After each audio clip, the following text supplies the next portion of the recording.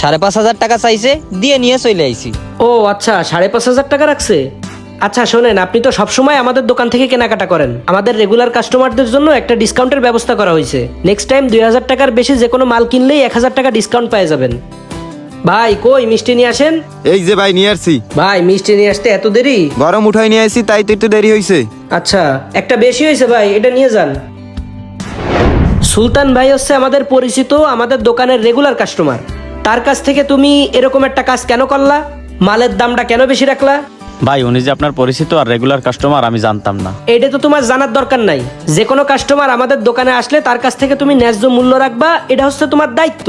এই যে তার কাছ থেকে যে তুমি দামটা বেশি রাখছো, সে যদি কোনো মাধ্যমে জানতে পারে যে তার মালের দাম 1,000 টাকা বেশি রাখা হয়েছে, তাইলে সে কি আর আমাদের কাছ থেকে কখনো মাল নেবে? আমাদের উপর থেকে তো তার বিশ্বাসই নষ্ট হয়ে যাবে। এই জিনিসটা কেন করলা তুমি? ভাই আসলে আমার মা অনেক অসুস্থ, তো তাই চিকিৎসার জন্য অনেক টাকার দরকার।